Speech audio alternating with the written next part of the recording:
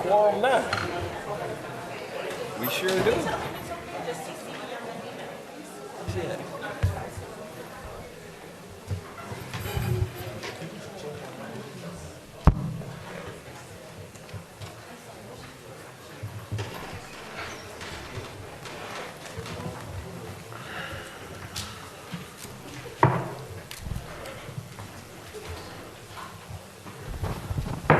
Mr. Clerk, it's 5:30. I call to order the City Council meeting on this July 26, 2023. Please call the roll. Councilwoman Campbell. Councilman Leon. Here. Councilwoman Godaro. Present. Councilwoman Julian. Councilman Stevens. Here. Vice Mayor Wilson. Mayor Harris. I'm present. You have a quorum. Excuse me, Mayor. Yes. Councilwoman Julian will not be present during today's meeting. She requested if her absence can be excused. All right, I need a motion to excuse Councilwoman. Motion. It's been moved and seconded. All in favor signify by saying aye. Aye. Any opposition? Showing none. Show excused. All right, please stand for the invocation and pledge of allegiance.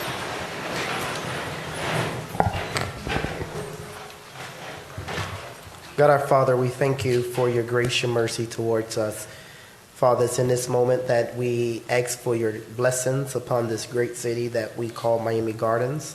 Open up your windows of heaven and pour out your many blessings upon us. God, we ask for your knowledge, your wisdom, and your understanding.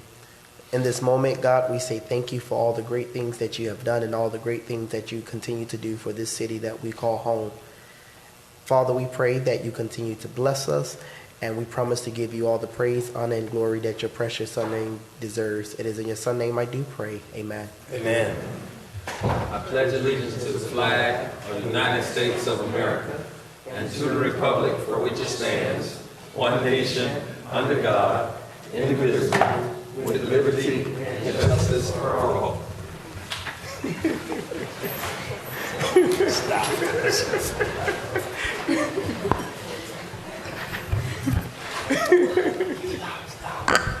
Mr. Mayor, I'll go ahead and note on the record that Vice Mayor Wilson is present. Thank you. All right, we're on approval of the minutes. I need a Mayor, motion. Yes. Mayor and Council, we do have the July 12, 2023 regular city meeting draft minutes for your approval. I need a motion to approve the minutes. Motion.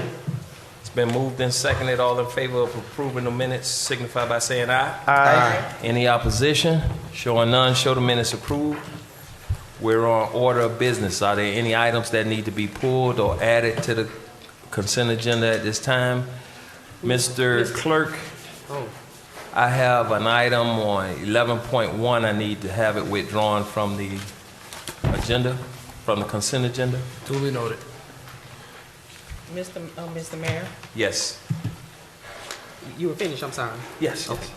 I need to pull items number 1115, 1117, and 1118.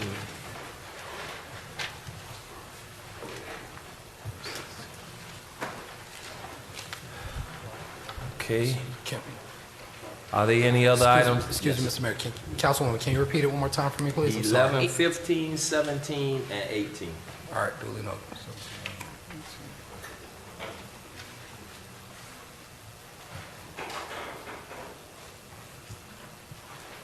Are there any other items that need to be pulled, deleted, or added?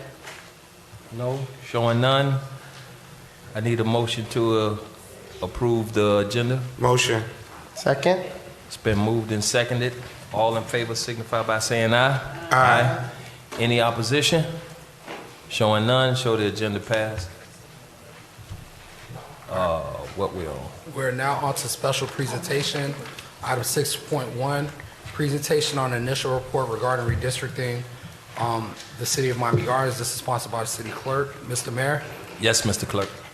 As you guys remember to recall, August 23rd, 2022, the Miami Gardens voters approved the amendment of the city charter to allow the residential area district boundaries to be amended by the council to ensure fair representation by ordinance.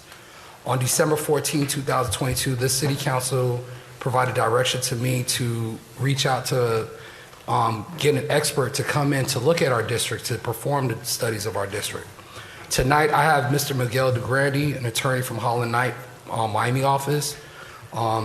He's a South Florida Government Advocacy and Development Group. He's part of that team. Mr. DeGrande has an in-depth understanding of the government, regulatory, and administrative processes in the state of Florida as a result of serving as a member of the Florida House of Representatives from 1989 to 1994. What makes Mr. DeGrande an expert on this, during the 2000 redistricting cycle, Mr. DeGrande was appointed by the Speaker of the Florida House of Representatives as lead special counsel on their redistricting process. At this time, I welcome Mr. DeGrande to present his report to the City Council. Welcome, Mr. McGrandy. Thank you. And good evening. For the record, again, my name is Miguel DeGrande. My address is 701 Brickell Avenue, and I have the pleasure of serving as your redistricting counsel. Now, as you know, in early May of this year, I provided all of you with an initial report which contains much more detail than what we will discuss today. In this short presentation, I'm not going to bore you with the case law that's cited in the report. Instead, the purpose of today's presentation is to recap some basic principles and seek policy guidance from you on several issues. Now, to be clear, my job as a consultant is not to make policy decisions. My role is to reflect this council's policy as best as I can in a constitutionally compliant districting plan. Now, as I explained in our initial report, there are often competing principles in crafting a redistricting plan, and we'll talk a little more about that in a minute. So it's seldom possible to reflect all the policy guidance that you may provide us, because we have to work within constitutional constraints, but we will do our best to prepare and present a plan that accomplishes the goals you set out. So first, let's start with the basics. In the last decade, the city's population grew by 4,479 residents, or 4.2%. According to the 2020 census, the city's population is 111,640. Now, of course, that's just a snapshot in time, and it's probably not the population count right now, but the official census data is the constitutionally accepted number by which we need to develop a new district plan. So in order to determine whether the district populations still meet acceptable constitutional parameters, one must start the analysis by calculating the ideal population for each district based on the new census data. Determining the ideal population is a simple calculation, taking the total population and divide it by the number of districts. For the city districts, the ideal population number is 27,910. If you break down the city's population by districts, you see that currently District 1 has the least population at 24,755. District 2 has the highest population at 30,654.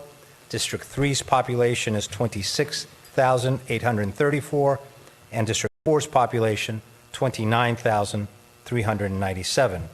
Now, as you can see, every district deviates from the ideal population number.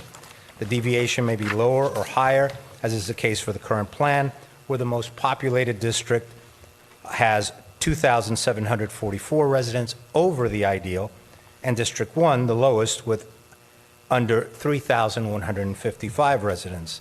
Now, with this information, we can determine if the plan is malapportioned by calculating the overall deviation. The overall deviation is the delta between the highest and lowest population district as expressed in percentages.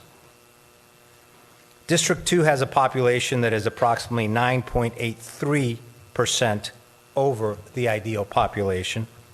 I picked very cloudy colors, hope you can see it. District 1 has a population approximately 11.3% below the ideal. The overall deviation is then calculated by adding the highest and lowest percentage, which in the city's plan results in approximately 21.13%. That overall deviation in the current plan demonstrates that it is malapportioned and cannot be used in subsequent elections. Why? Because it exceeds the acceptable parameters developed by the federal courts. Now, unlike for congressional plans which require virtual mathematical equality, federal courts have provided more leeway in crafting state and municipal district plans.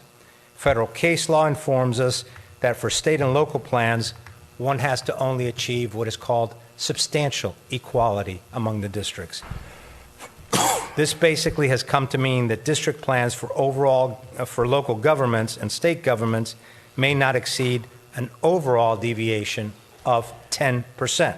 So for example, if after we discuss policy issues, et cetera, and your direction results in one district being 4% over the ideal, no remaining district can be more than 6% below the ideal.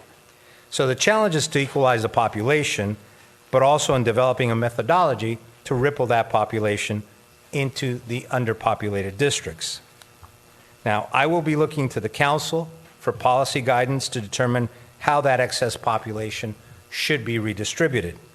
This council is the governing body of the city, and as such, you have wide discretion to direct how the plan should be developed.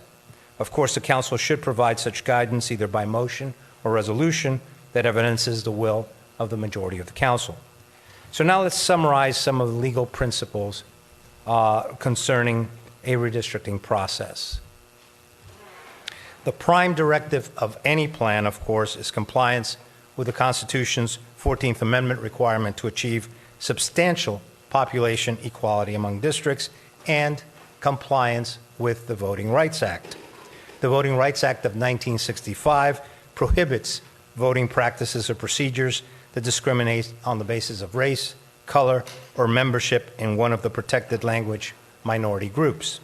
The act has been applied in the context of redistricting to prohibit practices that result in dilution of a minority group's voting strength and their ability to elect candidates of their choice. Now, since we engaged, we have done an initial assessment to determine the Voting Rights Act applicability. You have two protected classes under the Voting Rights Act: African Americans and Hispanics.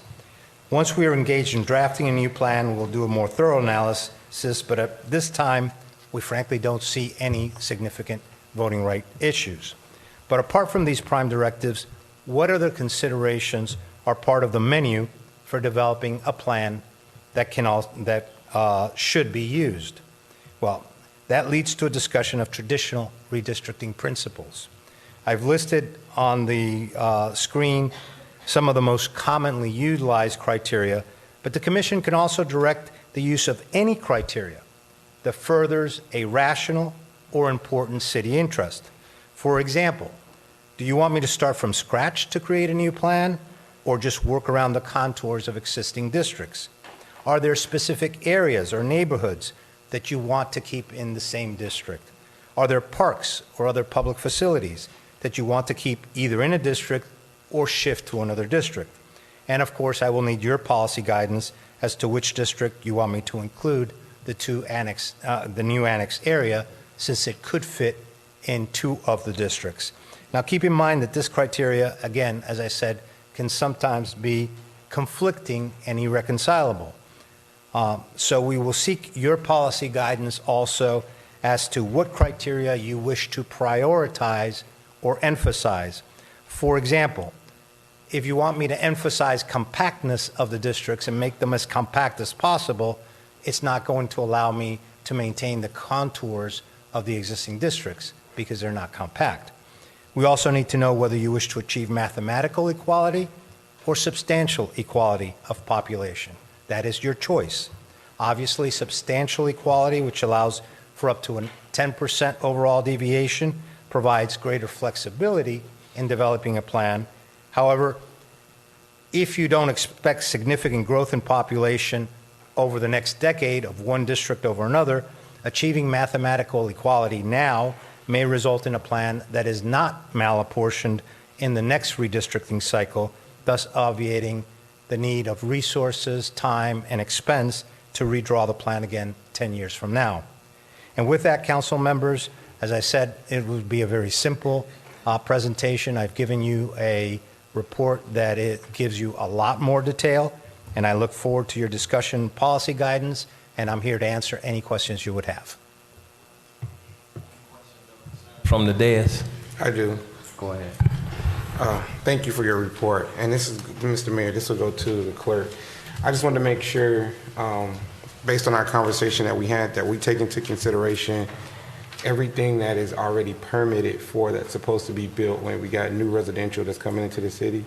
So as we move district boundaries, that we are accounting for those potential people that will be moving into the city. So, yes, you, Mr. Mayor.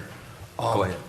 During our one-on-ones, you did emphasize that point, and I did share with Mr. DeGrande some of the permitted development that's been taking place in the city and some of the planned development. If I may, Mr. Mayor? Yes, you can. That is certainly a valid redistricting policy guidance that you can provide. As soon as I get the full list of what is permitted in what area, what we believe the units are, and therefore the density that will occur, I can certainly factor into that, into the plan, which frankly militates towards doing a substantial equality as opposed to mathematical equality plan, because I may want to, for example, underpopulate a district where it's evident that there's going to be 300, 400, 500 units permitted in the next decade, and factor that in. So the district initially, when I draw the plan, may be slightly under the ideal, knowing that it will come up to the ideal throughout the permitting construction process. Right. Yeah, no, that's exactly what I was looking for, because if we don't fix it now, then the next council will have the same problem. I mean, because the city is growing at a tremendous rate. Any Mr. other Mayor. questions? Go ahead. Thank you again, Councilwoman Shannon Campbell, for your presentation, very thorough, and I appreciate your work and what you're doing. I agree with my colleague, Councilman Reginald Leon, as it relates to preserving the core of what's currently in place so it can avoid confusion amongst our residents, because it can get a little tricky. So, you are the expert. I researched you. You do some good work. Thank you, ma'am. So I have faith in you. I just want to put that out there and come up with a map that just preserves the core of what's already in place when we're looking to what we have. Our numbers have increased because we've grown since 2003. We've grown a lot. So I know it is time for us to do what we need to do on this end. So just keep that in mind, and I'm looking forward to seeing what you come up with. Okay. You had something? No, you good. Mr. Clerk, what is our directions right now? So right now, we can, a motion directing Mr. DeGrande to move forward. What I've heard is preserve the core of the districts and to also consider future permitted growth within the city. All right, so that you had a question, Mr. Yes, I have a question as it relates to the annexation area, the south, the 183rd. Is that included, has that been determined as to what district it would be added to? I guess he will take that under consideration once we give him instructions to move forward. It's up to you, and that's part of the policy guidance you can give me. There's two districts that it would logically fit into. One, very logically, and the second I'd have to actually pull down to get it. I would welcome any policy direction you want to give me in that regard. Yeah, I'd like to make a suggestion, Mr. Mayor, that the annexation area is included into seat 3 because it's literally in the bounds of seat 3. And I do know that it would, to your point, moving it to that's seat 3 and seat 2 that it would be compared to. Is that correct? Yes, there you could see on the map, it certainly fits perfectly into District 3. Yeah. If I were going to put it into District 2, I'd actually have to thin out District 3's contour a little bit to connect it to the annexation area. So it would seem to me that it's more logical to do District 3. In terms of my analysis, it has no impact because it has no It has no population. population. Right. So, yeah, that's why I would like to suggest that the annexation area is... So let's look at both of Right. the seats being looked at. So we can look at it in 3 and look at it in 2. Just and then geographically. decide which one will be the best one. Yeah, Mr. geographically, I agree with Councilman Stevens. C3 would be the better one, especially Yeah, that it doesn't have any. that's the logical one, but I would just say it's up to us as a council. I would just say let's look at both designs and see how it'll pan out. Are we giving instructions tonight? What are we 'cause preparing that's what I to was getting vote ready on? to Are we say. giving We're not instructions gonna as to what's the policy going to be? Yeah.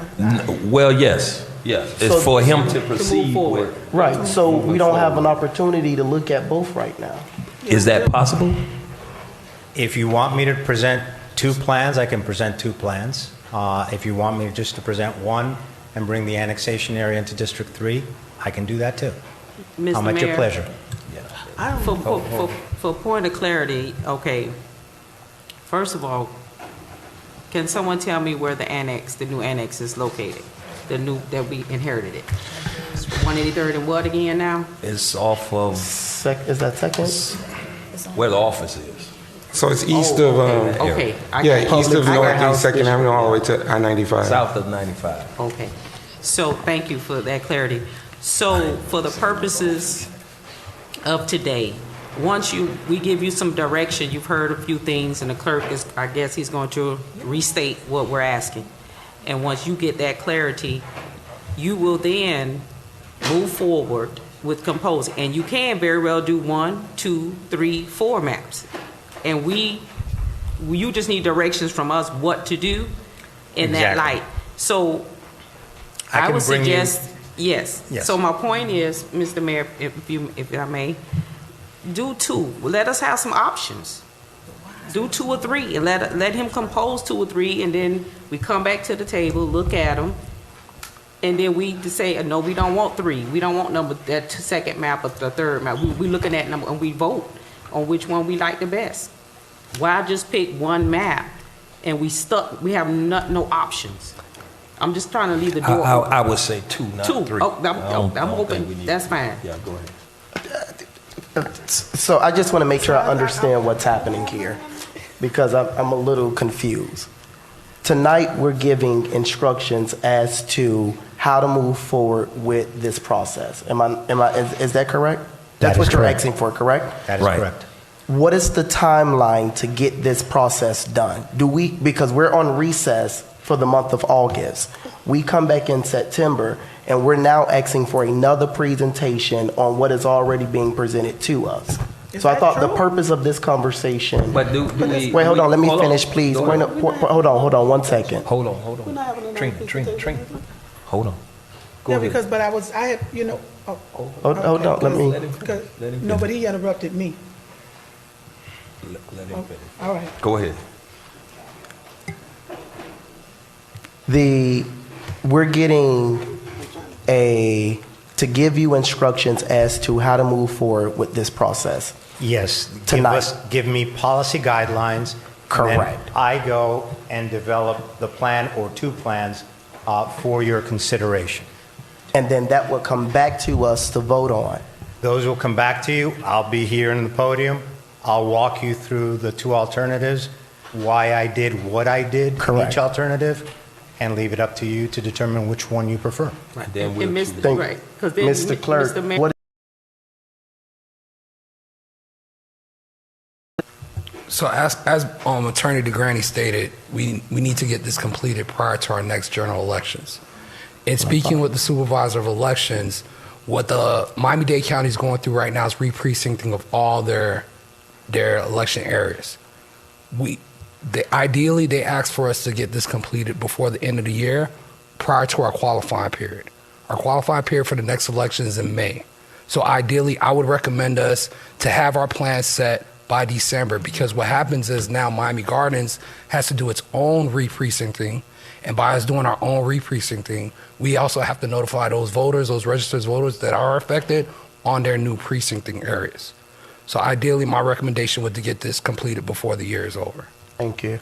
Okay, so it makes sense to, as it's been suggested by the mayor and Councilwoman Campbell, to create essentially two plans and let us determine based off the route that we want to take with the two plans, being that we would have time to vote and move forward in the direction before we are out of time. Okay. Thank you. Mr. Mayor, if I may, to respond in terms of schedule, we could certainly get you a plan before December. That's not a problem. My only constraint right now is not a constraint because you'll be on recess, but I take my vacations in August precisely because every commission is on recess. So I will be probably at the end of August, which is when I come back, start working on it. Probably have the two products ready by the end of September. Okay.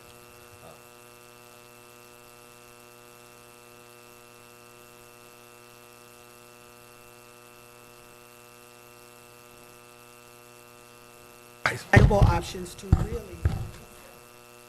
have to take the time to narrow it down. Let us be the ones to make that decision. When you hash out the unknowns, an example is we don't know how much of a projected impact new development is going to have on the numbers. That's something we don't know. And we don't know if that is going to be hashed out in one sample, two, or three, because there's a lot of development going on in the city throughout, and each one of these districts may be impacted by it. So instead of relegating ourselves or limiting ourselves to one or two options, we need to have as many options that this thing causes us to look at, because the numbers may require something different other than one or two options. I say allow our consultant to take a look at it, hash out the numbers according to development and other types of considerations that may impact the growth of each one of these seats. And then we can make determinations about what is most effective for us, and not just have him to limit it to two, but have it to be as many as are impacted in this area here. That would be my recommendation. Mr. Mayor, if I may, my suggestion, if it meets your approval, Councilwoman Wilson, is let me prepare and present two plans. Since we don't have to do this until December, I can come back probably the beginning of October with those two options. You can then tell me, look, I like option one, but I want you to tweak this. At least now we're talking based on something concrete that we can work off of. Because I can draw you an unlimited amount of plans that are constitutionally compliant, not necessarily what you want. So once I develop two plans, you can either tell me, Miguel, that's horrible, start from scratch, or you could tell me, I like this one as is, or I like this one, but I need you to tweak this. What would be the impact? Once we have an actual draft, I can then tell you, Ms. Wilson, we can't do that because that will destabilize the numbers, or yes, I could do that, but then I'd have to shift population from another district. You see, then we have something to talk about. But if I just, willy-nilly give you 10 plans, I think that's going to complicate it. Whereas if you have options, you could work off those options more efficiently. Okay. I don't agree, but you're the expert. And so I'll lean to that. To me, when I look at my residential seat, I have developments that's going on there. There are some that are going on in Lake Lucerne. And in other areas that we may have greater impact. And if we come up with one plan where one region is not considered or another, then I think that there should be one that shows the impact on each one of those areas.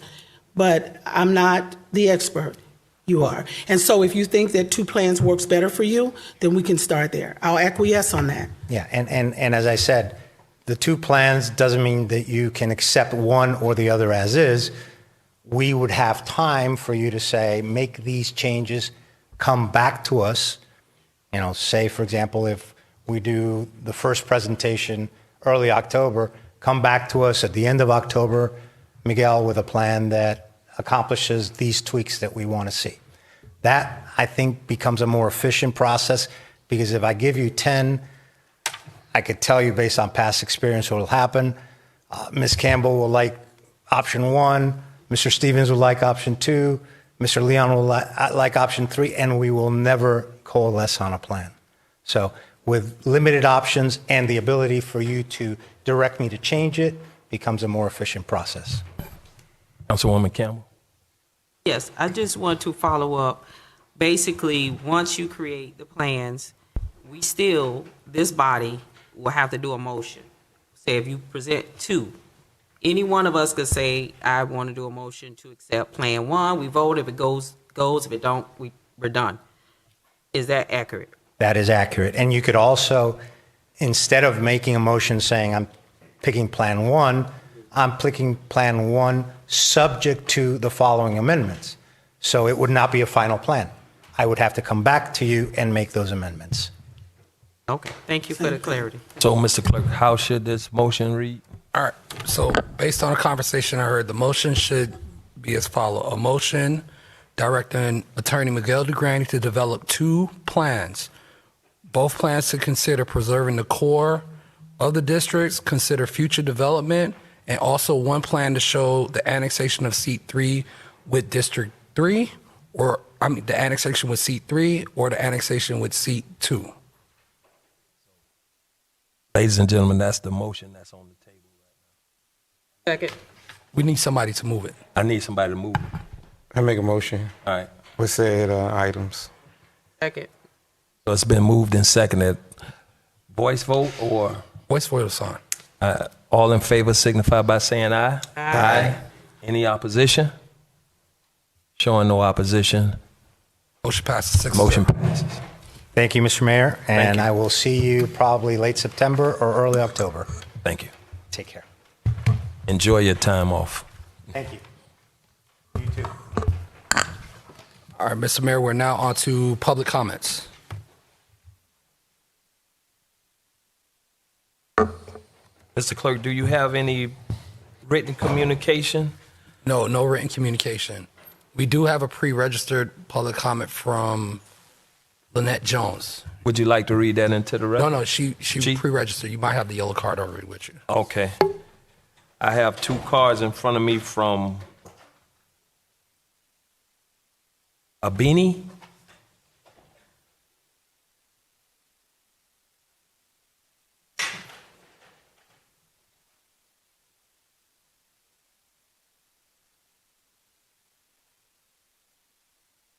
How do How you you guys doing today? how do you pronounce your name? It's Nzele Ibeni. Okay. So today I'm here to talk about, I heard that there will be a new building that's coming up, a Cultural Arts Center, and I am a part of a camp that's called BAM, Black Architects in the Making. So Black Architects in the Making is a program that teaches young Black minority architects to learn how to become an architect. So that camp is somewhere around Miami. So every morning I would drive to Miami to go and learn about the architecture there. So my love for architecture was found when I was around 6 years old. And around 6 years old, I would put together cardboard boxes and just build things and find out more about architecture. So from there, my mom, who's also here, she informed me that there would be a building here. So I had an idea that why don't we partner with BAM, Young Architects in the Making, to have an influence on a little bit about how the building's going to turn out. So not saying that BAM is going to come and design the whole building. We just want to have some type of input on how the design is going to turn out. So here I have some folders for you guys if you guys would like me to pass them out. It's a little bit about my letter on to you guys about what BAM is and how we want to influence the building. So do you guys mind if I come over here and pass these out? And give them to him. So inside of the folders, there's going to be 2 sheets of paper. One is my letter, and another one is it's like a mood board of different ideas for what we can do to have an influence on the building. So I'm going to let him pass you guys out, and you guys can read that yourself.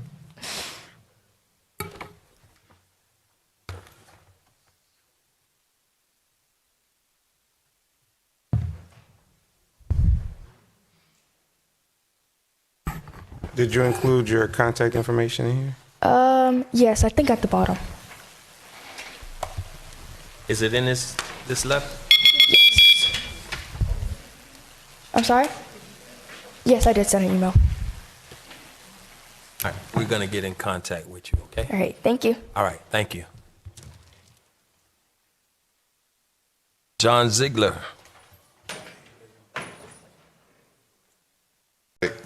League. And I told her that I do like kids, but they grow up to be grumpy old people. So instead of joining His Christmas party.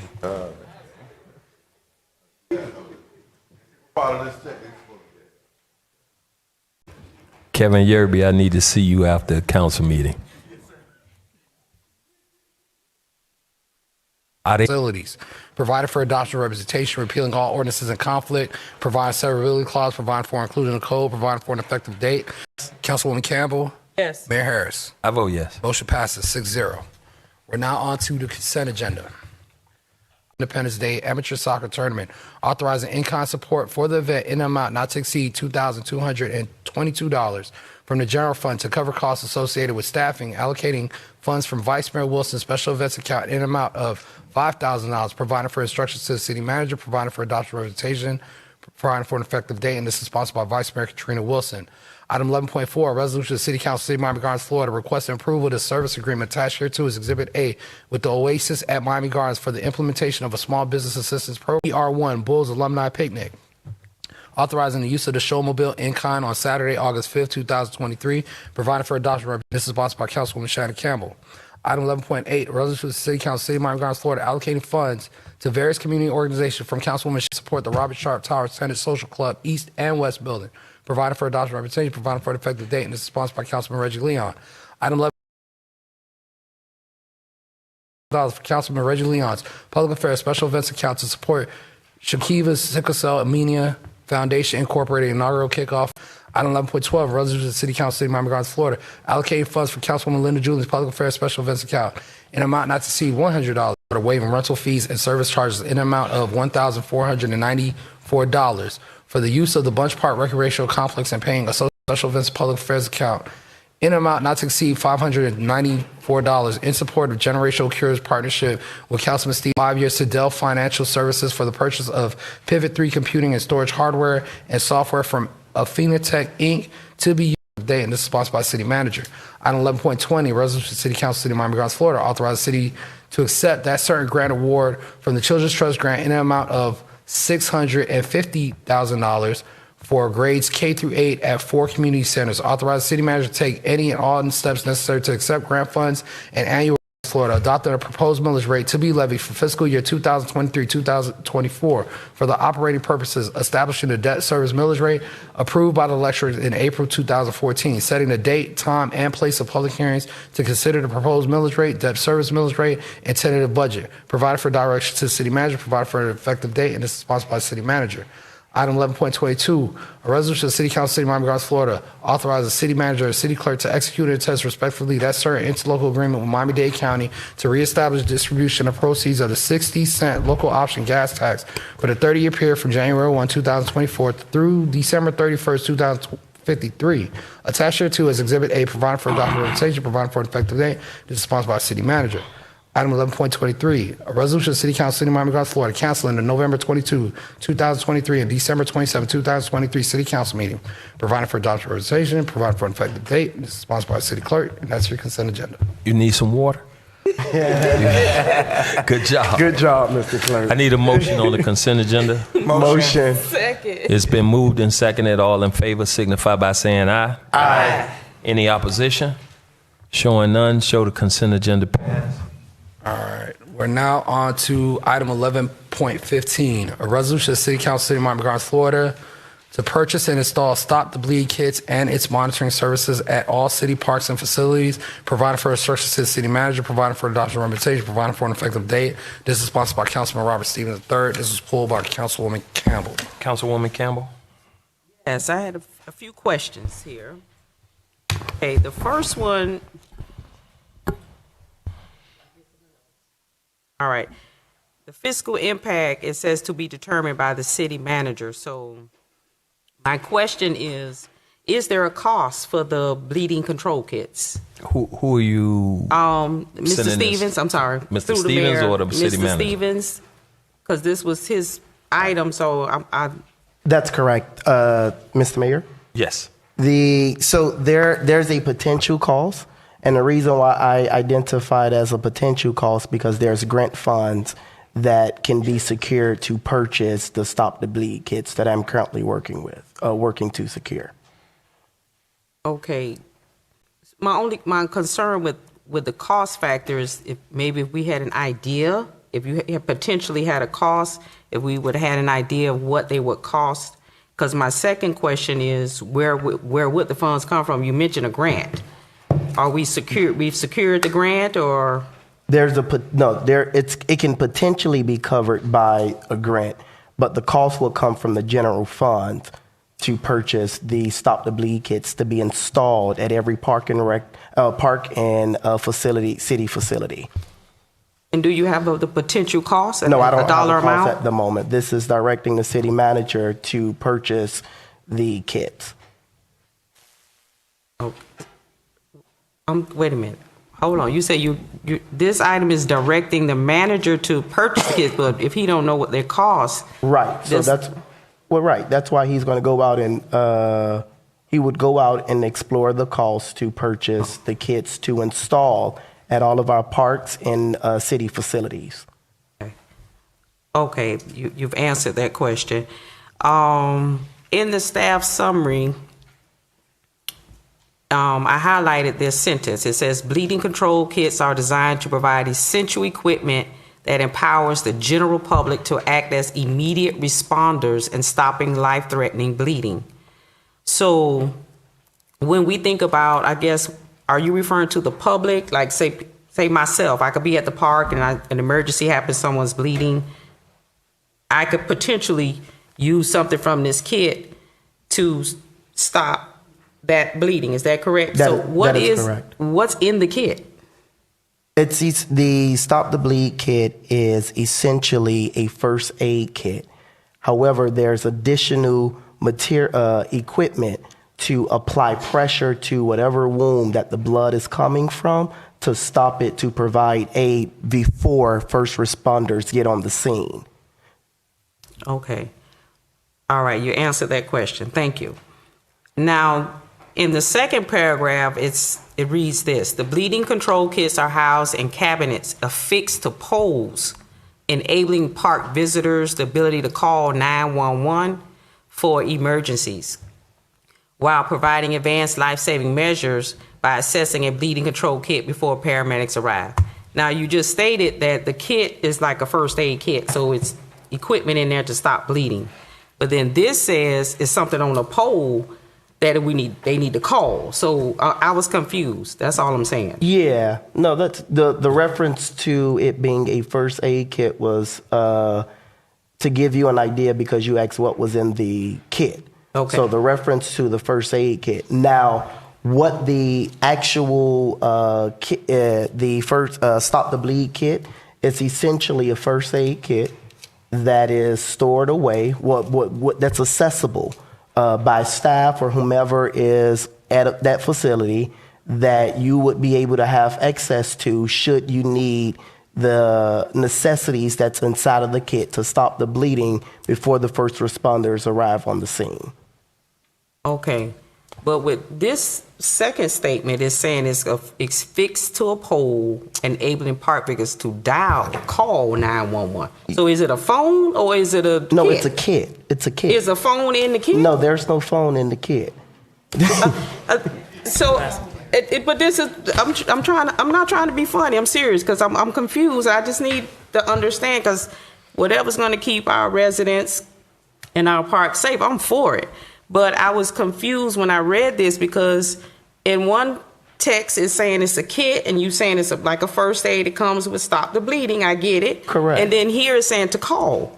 It's a box on a pole affixed with something to call 911. So is that included in the kit? Well, or when you are experiencing life-threatening issues, you contact 911 from the beginning. At least I would hope that that's what you would do.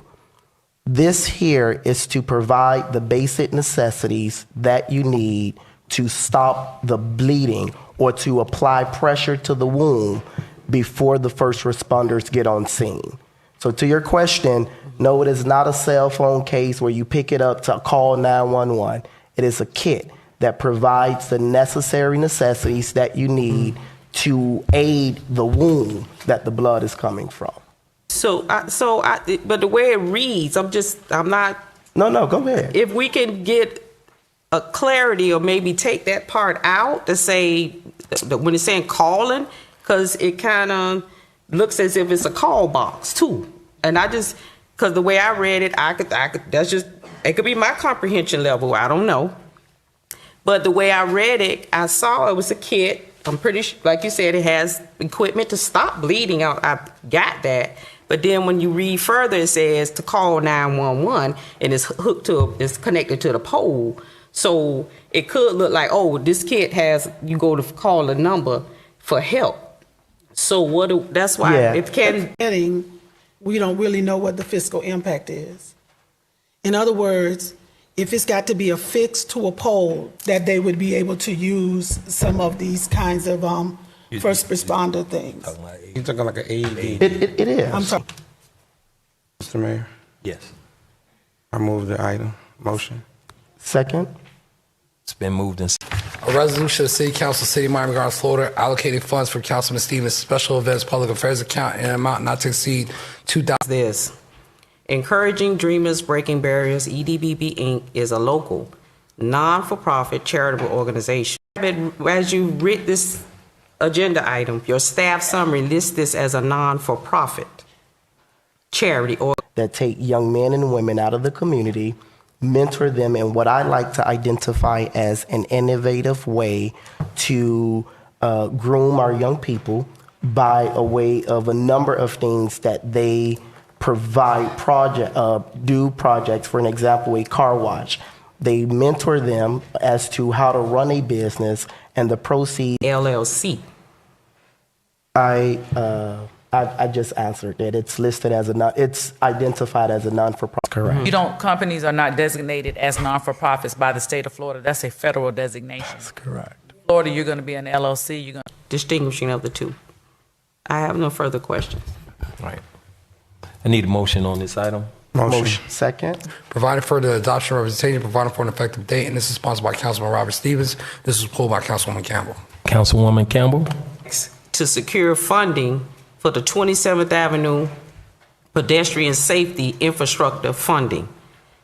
Councilwoman Campbell, what this item is asking me to do is that when there are opportunities for grant funds that we could use to apply for those grant funds, bring those grant funds to your attention for approval and implement what those monies can be to ensure that we provide safety for our pedestrians on the 27th Avenue corridor. Okay, so my second at safety, to make sure that we have gonna have sidewalks, and if there's a crossing the streets, and is that not a component already? Some of those projects that we do, mostly your larger scale projects, some of them are tied to that, but for the most part, this is outside of the basic fundamental safety provisions that they provide. This goes beyond that. So these grants would help us assist in developing more of a pedestrian-friendly area in certain areas along 27th Avenue. Okay.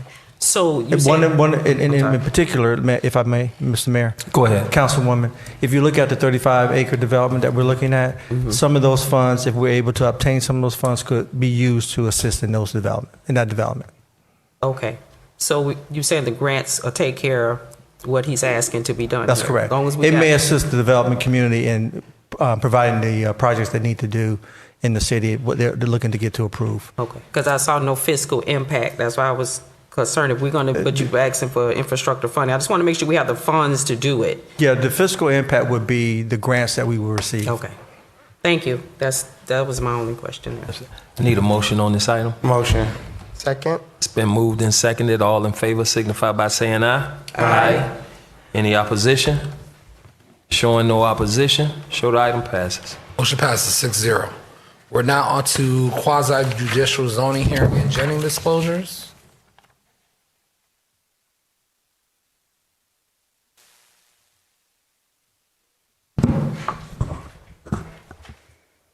Good evening. Welcome to the quasi-judicial portion of the July 26, 2023 City Council meeting. For those persons that will or may be speaking on an item on the agenda or comment, approach the microphone and when addressed, please speak directly and clearly, stating your name and address for the record. And For Jennings disclosure? You can. All right, Councilman Stevens, have you had any ex parte communications on both? Will your decision tonight be solely based on evidence presented before you? Yes. Councilwoman Campbell, have you had any ex parte communication on both zoning? All right, we're now on to item 13.3, resolutions public hearing. Item 13.3.1, a resolution of the City Council, City. good evening. This item is an amendment to an existing restrictive covenant. For the resolution came with a declaration of restrictive covenant. There were several items outlined in that covenant and covenants to facilitate the necessary outdoor storage. Public comments on this. Physical, I just have one.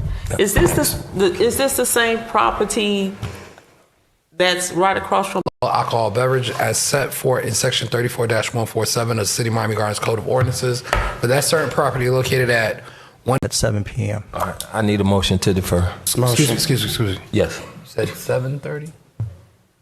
Defer to Mayor, Vice Mayor, council members, to the young lady, Miss Abini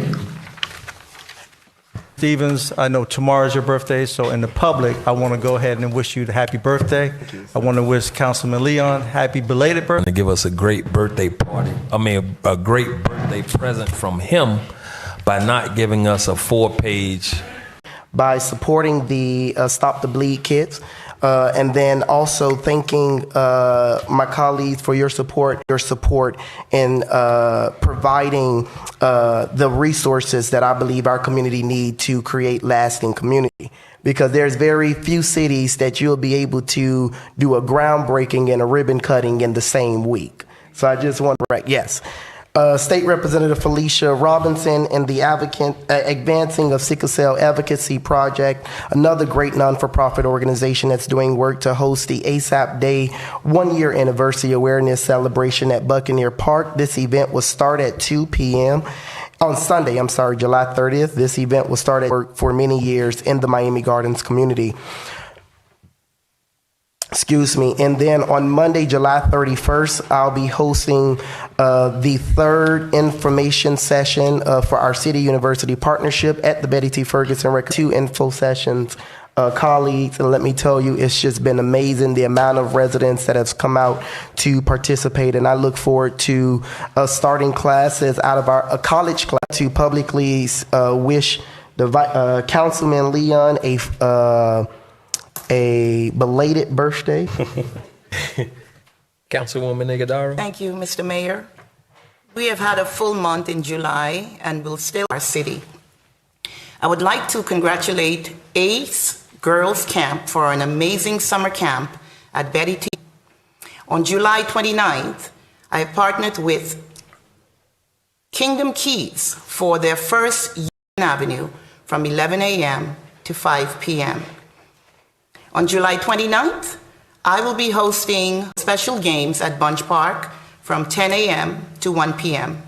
On August 5th, I have partnered with Island Buds for an initiative for our students, our little boys and girls who each read a book to have an all at Bunch Park with a special presentation for back to school. My Lady Cares initiative has been a wonderful job you are doing to assist all of our residents. Happy 103rd birthday to C3 matriarch and in C3, and to my colleague, happy birthday. Thank you, residents of C3, and enjoy the... Oh, no, go ahead. That's what I thought. Go ahead. You skipped Reggie. You still want me to go? I'm in the summer frame of mind, right? Direction. With this city. As you know, we continue to grow, and it shows in the number, the amount of people that are continuously. Thank you, Mr. Mayor. I first want to start with making sure our residents we'll be doing that August 2nd. We'll meet here at City Hall. It's first come, first serve. No pushing. My community meet and greet, where I bring out key people who doing some good stuff in the community. And I'm partnering with the experience that I've been hosting forever. Even before I was elected, I was engaged with the community and doing things. So it's going to be a very great experience. My guest speaker this year is none other than Mr. Ted Lucas. So come on out, hear what he just, whether you 60, 50, 40, come out. I got something special for you. You'll only learn what that is if you register and attend. Also, because of it's extremely hot, I have decided to do Splash Pad Fun Day every Saturday and Sunday and cooled off. It can hit your pockets.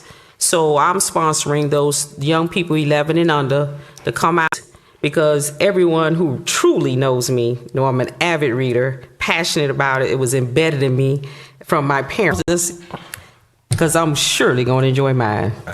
That concludes my report. Thank you, Councilwoman. At Myrtle Grove Park on Sunday.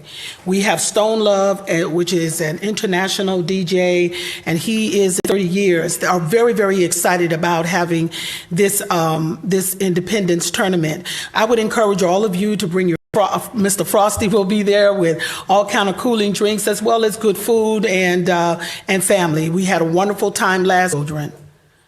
Having the kids there, having family events is really what it's about. I love the adults, any of the parks that they have renovated.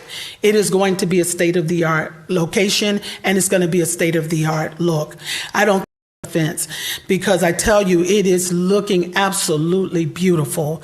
I hope that you will take some time to come out, I believe, so I would encourage you to come out. I won't see you guys again, my Meet Me Monday family and residential, and it is after back to school. And so I want you to pay attention to your emails from me, because there will be opportunity for me to extend to you an invitation to spend some time. I believe we also have the part, I don't remember the date, when to miss anything like it. It was just absolutely wonderful. And Sam and the Public Relations Department along. You guys have a great month off, but I'm going to be with y'all anyway, so I see one. But you took that, and you took the leadership on that, and you have taken what was some leadership is about. That sometimes we can't disagree, but leadership finds a way to sow a common thread. Man, based on what you did, that serves as proof you get the stamp. So that's. Amen. Yes, ma'am. Making 61, because I wanted to mention that, but when you mentioned it, I was happy. 61 years of independence for Jamaica. Love y'all. Thank you. Yeah, I know. So while we're on birthdays, no, stay standing. Mr. Cole, please stand. Vernita, please stand. Reggie, stand up. Robert, stand up. Anybody else who's having a birthday in July?